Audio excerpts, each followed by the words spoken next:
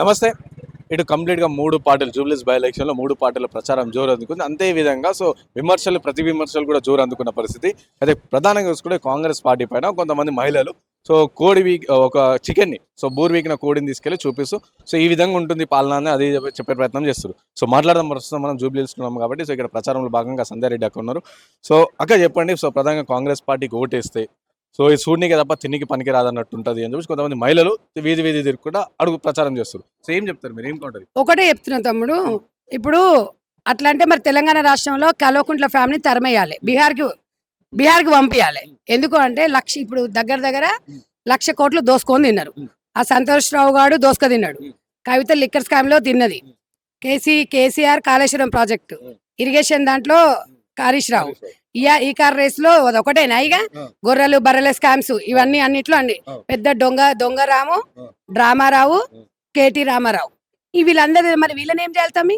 మరి ఇప్పుడు బూర్వికిన కోడిని తీసుకు వీళ్ళ బట్టలిప్పి మరి రోడ్ల మీద తిప్పాలనా? తెలంగాణ ప్రజల సొమ్ము తిన్నారు కదా వీళ్ళు.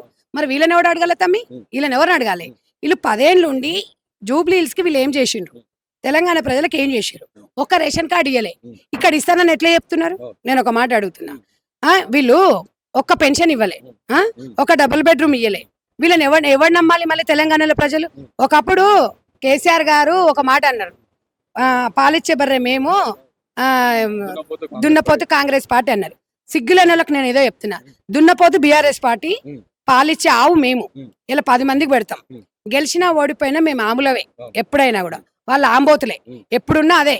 ఎందుకంటే కొంపల మీద చెండ్లలో వచ్చి పడతాయి కదా, అచ్చొచ్చిన ఆంబోతులాగా వాళ్ళు వచ్చి తిరుగుతున్నారు. కాంగ్రెస్ పార్టీని రేవంత్ రెడ్డి అని టార్గెట్ చేసి ఇష్టం వచ్చినట్టుగా మాట్లాడుతున్నారు. దమ్ము ధైర్యం ఉంటే తండ్రి కొడుకులకు ఒకటే సవాల్ విసురుతున్నా, మా రేవంత్ అన్న కళ్ళల్లోకి వచ్చి చూసి ఆయన చేసే పాలన చూసి అసెంబ్లీకి వచ్చి మాట్లాడండి. అప్పుడు మీరు ఎన్నన్నా మేము సహిస్తాం.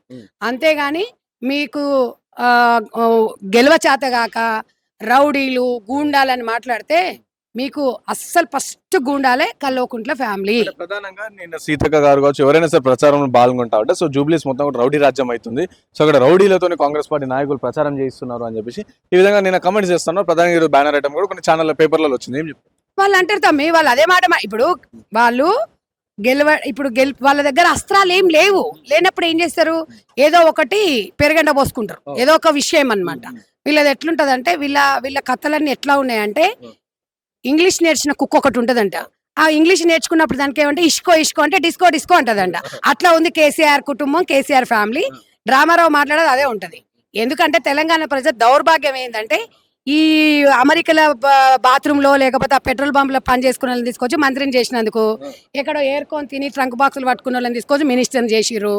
ఈమె ఇంట్లో ఉండి ఎన్నో ఉండి ఉద్యోగం చేసుకుంటామని తీసుకొచ్చుకొని ఈమె లిక్కర్ స్కామ్ లో మంచిగా దందా చేసుకుంది.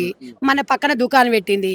ఇప్పుడు తమిళనాడు జయలలితకు ఆమె అనుచరులాగా ఆమె గెటప్ మార్చి మళ్ళీ పూటకో ఏషియన్ లాగా మార్చి తెలంగాణ ప్రజల దగ్గర పోతురు. కానీ తెలంగాణ ప్రజలు ఎవరు నమ్మడు, ఎవరు ఎట్లా యాక్సెప్ట్ చేస్తాడు తమ్మి? మహిళల మనోభావాలు దెబ్బతిన్న వ్యక్తివి నువ్వు. తెలంగాణలో ఆత్మాభిమానం ఎక్కువ ఉంటది, గుర్తుపెట్టుకో. లిక్కర్ దందాలు చేసి తిహార్ జైల్లో ఆత్మాభిమానం తాకడ పెట్టిన దానివి నువ్వు ప్రజలకి ఏ ముఖాన్ని పెట్టుకొని పోతున్నావు? సరే ఉనకన్నా 10,000 ఇస్తే ఒక దండం పెడతారు, అంతే తప్ప అభిమానంతో ఎవడు పెట్టాడు. ఇవాళ మీ ఎంబడి ఎవరైనా తిరుగుతున్నారంటే 500 1000 తీసుకొని ప్రచారంలో భాగంగా వాళ్ళ కూలి వెళ్ళాలని తిరుగుతున్నారు తప్ప ఆర్ట్ఫుల్ గా ఎవడు రాడు.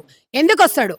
తెలంగాణ రాష్ట్రంలో అన్నం లేకుండా అభిమానం అనేది చాలా ఎక్కువ ఉంటుంది, ఆత్మాభిమానం ఎక్కువ ఉంటది.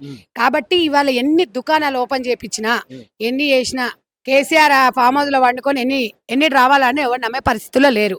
ఇంకొకటి, చిన్న శ్రీశైలం యాదవ్ కేసుల గురించి మాట్లాడే నైతిక హక్కులే.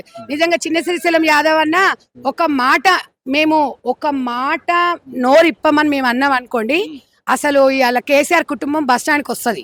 ఎందుకు అంటే అధిష్టానం చెప్పింది మాట్లాడొద్దనేది కాబట్టి మాట్లాడట్లేదు. కానీ ఒకవేళ శ్రీశైలం యాదవ్ అన్న మాట నోరిప్పిండి అనుకోండి, అప్పుడు తెలుస్తుంది. పెళ్లికి సాయం చేసినప్పుడు రౌడీ కాడు, నీకు మేయర్ టికెట్ ఇస్తా నువ్వు పోటీ అయినప్పుడు రౌడీ కాదు. అంటే కాంగ్రెస్ పార్టీ నుంచి ఇవాళ నవీన్ యాదవ్ కొడుకు టికెట్ ఇచ్చినంత మాత్రాన రౌడీ గుండా అంటున్నారు. ఇది కరెక్టేనా అని తెలంగాణ ప్రజల నుంచి మేము ఒక ప్రశ్నిస్తున్నాం. నేను అదే చెప్పబోతున్నా. ఇప్పుడు సల్మాన్ ఖాన్ అని 35 కేసులు ఉన్నాయి. మరి ఎట్లా చేర్చుకున్నారా మీరు? అంటే మీరు చేర్చుకొని పార్టీలు చేర్చుకుంటేనేమో ఇక సంసారం చేసినట్టు, ఇంకొకరు చేస్తేనేమో ఇంకేదో చేసినట్టు. ఇట్లా మీకేమన్నా రాజకీయాలు ఏమనుకుంటున్నారు అసలు మీరు? తెలంగాణ ప్రజల మనోభావాలతో ఎందుకు ఆడుకుంటున్నారు? మీకు చేత కాకపోతే మీకు చేతనైతే లేదని మూసుకోండి. అధికారం లేకపోతే మీ అయ్య బయటకు వస్తలేడు. అధికారం వస్తే ఎవడైనా వస్తాడు. అధికారం లేనప్పుడే ప్రజలకు భరోసా కల్పించాలి. అది నిజమైన నాయకుడి లక్షణాలు. మీకు ఇలాంటి సిచ్యువేషన్ ఒకటి వస్తుందని ఒక రోజు కూడా ఊహించకుండొచ్చు. ఎందుకంటే ఫోన్ ట్యాప్లు నమ్ముకున్నాం, 20 ఏళ్ళు మేమే ఉంటాం, మేము సచ్చే వరకు మేమే ఉంటాం అనుకున్నారు. ఏదేమైనా ఒక కర్మ ఉంటుంది. ఆ కర్మ సిద్ధాంతాన్ని అనుభవిస్తారు.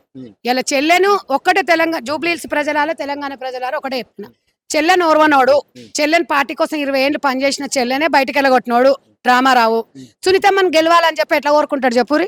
ఏదో సానుభూతి కోసము దానికోసమే చెప్తున్నాడు తప్ప ఆయన ఆర్ట్ఫుల్ గా ఏ మహిళలను రాజకీయాలకు రామని కోరుకోడు. ఏ మహిళకు కూడా ఒక విలువ ఇవ్వడు, ఒక గౌరవం ఇవ్వడు. దానికి ఉదాహరణ 5 సంవత్సరాల బీఆర్ఎస్ పాలనలో ఒక మహిళా మంత్రి కూడా ఇవ్వలేదు.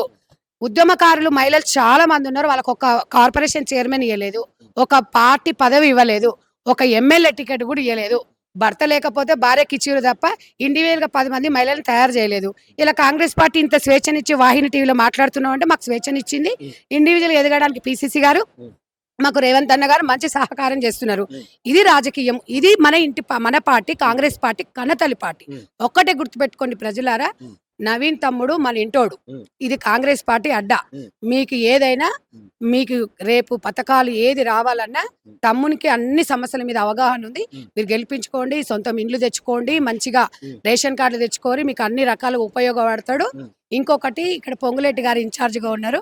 గతంలో మీకు భూమి పట్టాల ప్రాబ్లం ఏదైనా ఉన్నా కూడా అది సాల్వ్ చేస్తామని కూడా చెప్పారు. కాబట్టి ఈ సమస్యను ముందుకు తీసుకెళ్ళండి. రాజకీయంగా మీరు ఆలోచించుకొని లబ్ధి పొందే విధంగా ఉండండి. ఇప్పుడు మనము 10 మంది చెప్పిన మాటలు, బీఆర్ఎస్ మాటలు చెప్పిన మాటలు మీరు వినకండి. సొంతంగా కాంగ్రెస్ పార్టీ కోటేసి అభివృద్ధి దశలో నడవాలని చెప్పేసి జూబ్లీహిల్స్ ప్రజలను కోరుకుంటున్నా.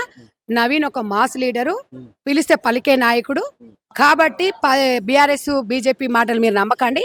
ఎప్పుడైనా నమ్మినోని మాటలు ఎప్పుడు కూడా మీరు నట్టెంట్లో ముచ్చినట్టుగానే ఉంటాయి. నమ్మి నానబియ్యం పోస్ట్లో పుచ్చి బుర్రలు అవుతాయి. ఇలా మాటలు నమ్మకండి. మీరు 100% చేయి గుర్తు కోటేసి భారీ మెజార్టీతో గెలిపించండి.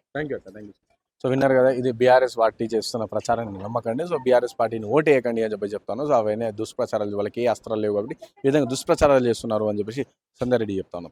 కెమెరా పర్సన్ సాయితో Rana Pratap reporting from IND from Hyderabad.